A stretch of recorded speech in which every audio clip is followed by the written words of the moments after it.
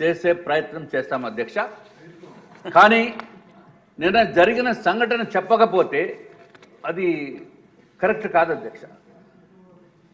కడుపు మండిపోతాను. దాన్ని తీర్చుకోవడానికి మళ్ళీ ఇవాళ జగన్మోహన్ రెడ్డి గారు వస్తారేమో అని చూసాం. రాలా. ఇది పెద్ద కడుపు తీర్చుకోండి. రాలేదే అధ్యక్ష. ముందుగా తమరికి రాష్ట్ర గౌరవ గవర్నర్ గారి ప్రసంగం మీద ధన్యవాదములు తెలియచేయడానికి నాకు తమరు శాసన సభాపతి నాకు అవకాశం ఇచ్చినందుకు ముందుగా ధన్యవాదములు అధ్యక్ష. అధ్యక్ష, నిన్న జరిగిన సంఘటన దురదృష్టకరమైన సంఘటన. రాష్ట్ర ప్రజలు, తెలుగు వారు మొత్తం భారతదేశంలోనే కాకుండా ఇతర దేశాల్లో ఉన్న తెలుగు వారు కూడా జగన్మోహన్ రెడ్డి గారు అసెంబ్లీకి వస్తారా రారా, జగన్మోహన్ రెడ్డి గారు వస్తే ఏ విధంగా కూటమి ఎమ్మెల్యేస్ ప్రవర్తిస్తారు అనే ఆలోచనతోటి ఉన్నారు అధ్యక్ష. అయినప్పటికీ కూడా జగన్మోహన్ రెడ్డి గారు అట్లాగే వారి సభ్యులు చేసిన వికృతమైన చర్యలు చూడటము చాలా బాధాకరమైన విషయం. ఆశ్చర్యం ఏంటంటే అధ్యక్ష, జగన్మోహన్ రెడ్డి గారు ఆఖరికి 80 సంవత్సరాలు వయసున్న ఉమ్మారెడ్డి వెంకటేశ్వర్లు గారిని కూడా ఇక్కడ పోడియం దగ్గరికి వెళ్ళమని సైగ చేసి ఆయన పాపము అతి కష్టం మీద రావటం అనేది నిజంగా ఇంతకంటే దారుణం అనేది ఎక్కడ ఉండదు అధ్యక్ష. 80 సంవత్సరాలు వయసు ఉండి పైపడిన వయసు ఉన్న వ్యక్తులకి కూడా జగన్మోహన్ రెడ్డి గారు కేవలము ఆయన స్వార్థపూరితమైన ఆలోచనతోటి వారిని కూడా ఇబ్బంది పెట్టడం అంటే జగన్మోహన్ రెడ్డి గారు మీకు సిగ్గు అనిపించడం లేదా? జగన్మోహన్ రెడ్డి గారు మీ వైఎస్ఆర్ సిపిలో ఉన్న వ్యక్తులకి కూడా తలదించుకునే పరిస్థితి తీసుకురావటం అనేది దురదృష్టకరం. మీకు కావలసింది ప్రతిపక్ష హోదా అంట అధ్యక్ష. రేపు మళ్ళీ ఎప్పుడన్నా వచ్చినప్పుడు ప్రతిపక్ష హోదా ఇవ్వలేదు కాబట్టి నాకు సీఎం హోదా ఇవ్వాలని చెప్పి పేపర్లు చూపించి గొడవ చేసిన ఆశ్చర్యపడవలసిన అవసరం లేదు అధ్యక్ష. ప్రతిపక్ష హోదా ఇవ్వలేదు, కనీసం సీఎం పదవి ఇవ్వండి అన్నా ఆశ్చర్యపడవలసిన అవసరం లేదు. లేకపోతే మిమ్మల్ని చూసి నాకు స్పీకర్ పదవి ఇవ్వండి అని చెప్పి అడిగినా ఆశ్చర్యపడవలసిన అవసరం లేదు అధ్యక్ష. అటువంటి వ్యక్తి మనకి ఈరోజు రాలేదు, వారు సభ్యులు కూడా రాలేదు.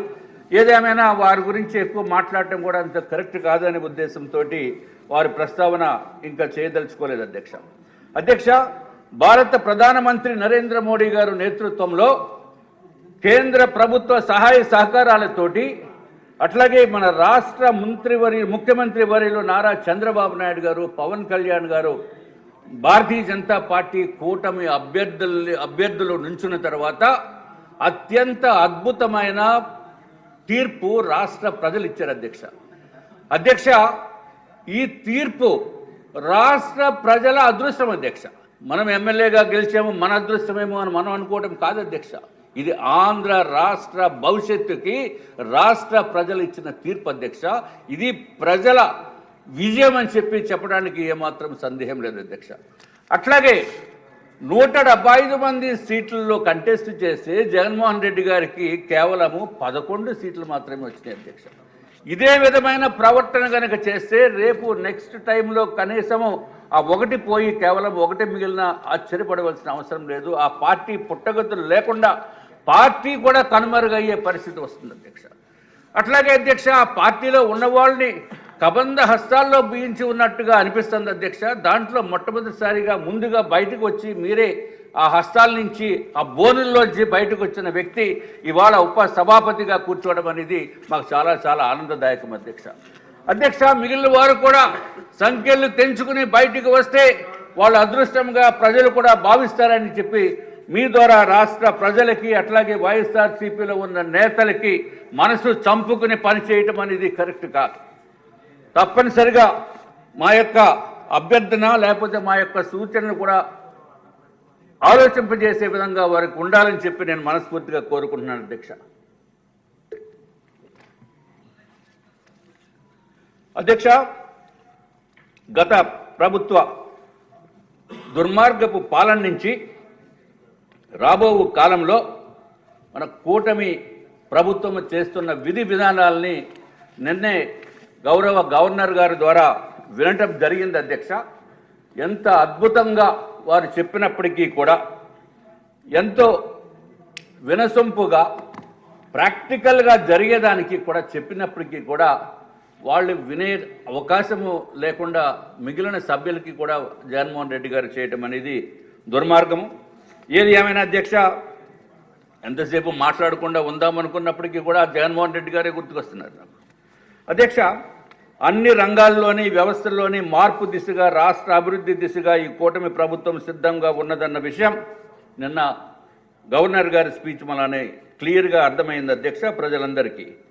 అధ్యక్ష, క్రిందటి ప్రభుత్వము రాష్ట్రాన్ని సర్వనాశనం చేసి ఎక్కడో కంప్లీట్గా రాష్ట్ర ఆర్థిక వ్యవస్థని పతనం చేసినప్పటికీ కూడా గౌరవ ముఖ్యమంత్రి గారు చంద్రబాబు నాయుడు గారు విజన్తో అధ్యక్ష, అట్లాగే కేంద్ర ప్రభుత్వం నరేంద్ర మోడీ గారి సహాయ సహకారాలతోటి రాష్ట్ర ప్రజలకే కాకుండా యావత్ భారతదేశంలో ఉన్న ప్రతి ఒక్కరికి, ఇండస్ట్రీస్కి కూడా అధ్యక్ష ఎంతో కాన్ఫిడెన్స్ బిల్టప్ చేశారు అధ్యక్ష. అధ్యక్ష, 6,30,000 కోట్ల రూపాయలతోటి పరిశ్రమలు స్థాపించడానికి ఆంధ్ర రాష్ట్రానికి వస్తున్నారంటే అది కేవలం జగన్మోహన్ రెడ్డి గారు బయటికి పోయినందుకు, ప్రధానమంత్రి నరేంద్ర మోడీ గారు, భారతీయ జనతా పార్టీ, తెలుగుదేశం పార్టీ, జనసేన ఉమ్మడి కూటమిని చూసి ఇంత పెద్ద ఎత్తున రావటం అనేది నిజంగా అత్యంత అద్భుతమైన విజయంగా మనం చెప్పవలసిన అవసరం ఉంది అధ్యక్ష. అధ్యక్ష, దీంట్లో చిన్న లోపం అంటే నాకు కనిపిస్తుంది. పబ్లిసిటీ అయితే చాలా తక్కువగా ఉంది అధ్యక్ష. ఈ ప్రభుత్వము ఇదివరకు చేసిన ప్రభుత్వ పనుల వలన 20 సంవత్సరాలు వెనక్కి పోయిన మాట వాస్తవం. అటువంటి దాని నుంచి ప్రజలకి కాన్ఫిడెన్స్ ఇచ్చి, ఇండస్ట్రీస్కి కాన్ఫిడెన్స్ ఇచ్చి, మేనేజ్మెంట్లకి కాన్ఫిడెన్స్ ఇచ్చి తెచ్చిన ఘనత గౌరవ ముఖ్యమంత్రి చంద్రబాబు నాయుడు గారిది, కూటమి ప్రభుత్వం అని చెప్పి తెలియచెప్పి, ఇంకా ప్రజలకి తెలియచేసే విషయంలో కొంత వెనుకబడి ఉందేమో అని చెప్పి నా యొక్క అభిప్రాయం అధ్యక్ష. దీన్ని కూడా సూచనగా తీసుకోవాల్సిన అవసరం ఉందని చెప్పి నేను రాష్ట్ర ప్రభుత్వాన్ని కోరుతున్నాం అధ్యక్ష. అధ్యక్ష, ఇదివరకు కేంద్ర నిధులు రాష్ట్ర వనరుల్ని మళ్లింపు చేసి సహజ వనరుల దోపిడీ విధానాలతోటి రాష్ట్ర అభివృద్ధిని గత ప్రభుత్వం సర్వనాశనం చేసిన విషయం రాష్ట్ర ప్రజలందరికీ అర్థమైంది అధ్యక్ష. అధ్యక్ష, ఏదేమైనప్పటికీ అధ్యక్ష, ఇప్పుడు ప్రధానమంత్రి నరేంద్ర మోడీ వికసిత్ భారత్ 2047 అని చెప్పి ఏదైతే కార్యక్రమాలు చేపట్టారో అధ్యక్ష, అదేవిధంగా గౌరవ ముఖ్యమంత్రి స్వర్ణాంధ్ర 2047 సంవత్సరం దిశగా, అంటే స్వర్ణాంధ్ర @2047 దిశగా అధ్యక్ష మన రాష్ట్ర కూటమి ప్రభుత్వము సమగ్ర రోడ్ మ్యాప్ వేసి రూపొందించడము అభినందనదాయకం అధ్యక్ష. అధ్యక్ష, కేంద్ర ప్రభుత్వం